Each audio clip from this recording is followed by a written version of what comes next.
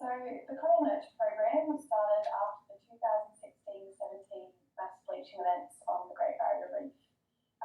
So following from that, the coral nurture program started as a partnership between tourism operators who were relying on these reef sites and researchers from the University of Technology, Sydney, to try and upscale coral propagation efforts at these high-value sites. So the method uses the standard asexual propagation method that's been used in many places throughout the world, where coral fragments are sourced from coral colonies on the reef. Some of these are then placed onto coral nurseries. This is an example of the type of coral nursery that we use with the coral nurture program, either through direct transplanting of collected fragments or using nursery fragments. We then plant these corals onto the surrounding reef using an attachment device called a coral clip, and then we further monitor a subset of these outplanted fragments for survival and growth. The coral nurture program is now partnered with 8 tourism operators. So this figure shows the reefs where these tourism operators outplant just off the Cairns Port Douglas region in Queensland. But we've recently expanded to more reefs in the wet Sundays off the central coast of Queensland. So that is about here. So a key aspect of this site stewardship model is the partnership between tourism and the research. So having this collaboration between a diverse range of reef stewards provides that complementary expertise and knowledge. So for example, tourism operators provide the trained staff, vessels, site access, and of course they have a vested interest in the health of these particular sites, whilst researchers are able to back up these activities with robust scientific approaches to monitor, but also to try and optimise and improve the practices.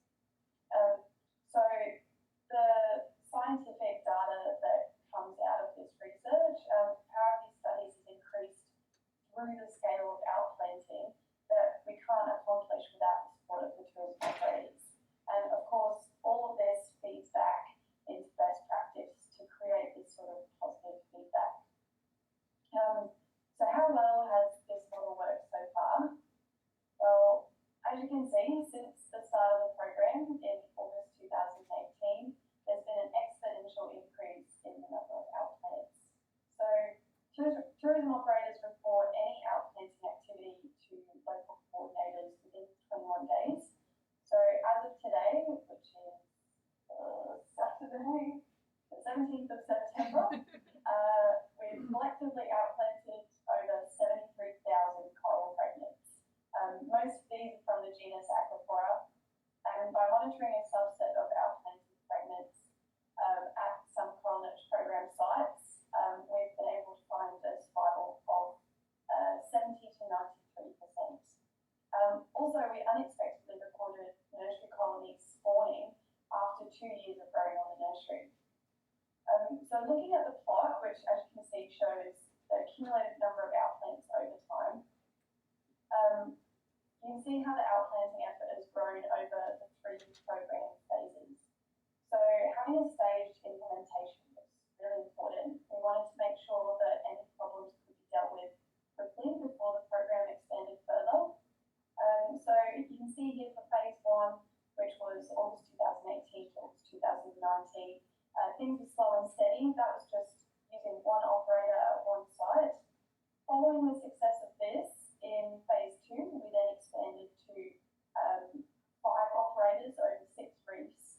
Now, unfortunately, right in the middle of phase 2 was when COVID hit Australia. So as you can imagine, during this time, tourism was at a standstill, but some outplanting could be done following the lockdowns because the Queensland government offered funding for tourism operators who could conduct reef monitoring. So the operators used this as an opportunity to keep the coral nurture program work going until the travel restrictions eased. And then, as you can see, following phase 3, which was started February last year, that's when things really picked up a notch. Travel restrictions eased, tourism picked up, which meant that operators were again able to visit their sites daily. They could hire more staff, more funding became available, and the coral nurture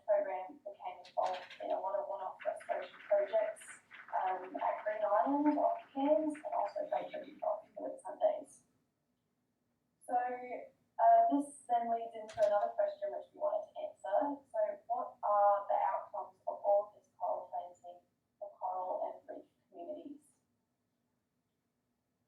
So to answer this, we conducted baseline fish and benthic surveys using replicate line intercept transects, as you can see in the photo, at each reef before any coral nurture program work started. So this was all done before phase 2 in August 2019.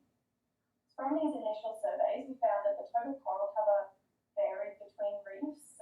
That's the white percentage that's here in the middle of the pie charts. The pie charts also show what coral genera were contributing to that total coral cover. So as you can see, the coral communities were also really variable between reefs. Just an example, you can see Apollo Reef, the pie chart here, this is Apollo Reef, has the lowest total coral cover, and that was mostly made up of soft coral. We made sure to mark out and survey corresponding control sites for each of these reefs, and we also resurveyed the same marked out plots 2 years later in August 2021. So how did these sites look after 2 years of outplanting activity?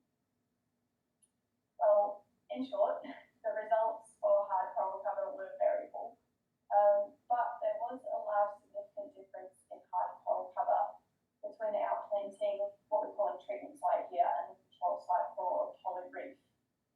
So remember, Apollo Reef started with the lowest hard and total coral cover. We looked into what genera were contributing to mostly to this change and found that the outplanting site had a significantly higher proportion of aquaphora compared to the control site. So given that aquaphora was the most commonly outplanted coral genus, we can assume that this increase in coral cover is a result of the outplanting that was done by this operator.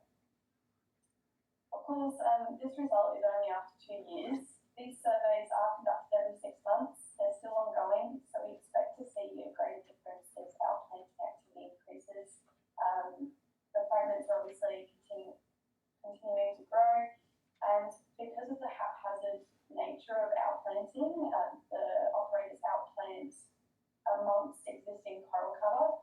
We're also exploring ways to improve the survey methods, so maybe using photogrammetry to try and better capture the benthic changes that are happening at these coral nurture program sites.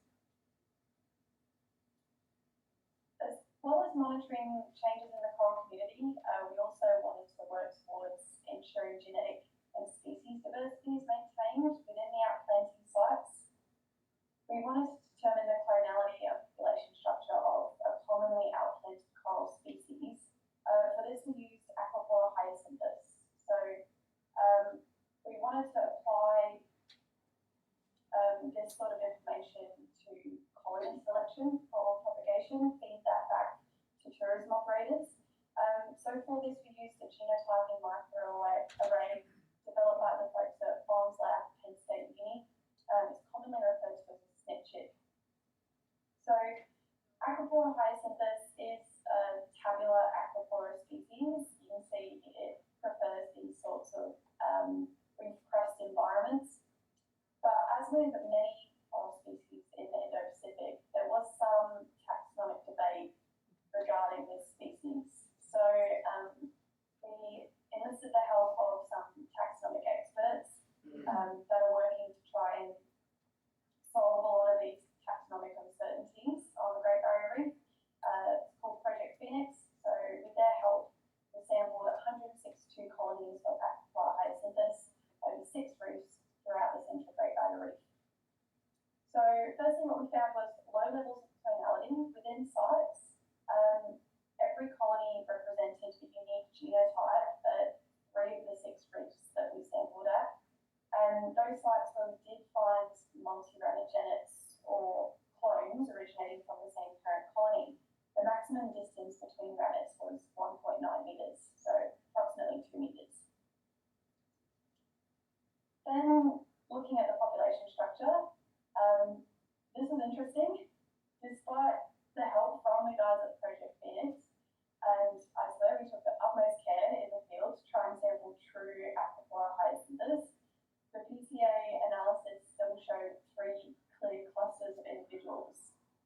So we went back through the detailed photographs that we took of each colony.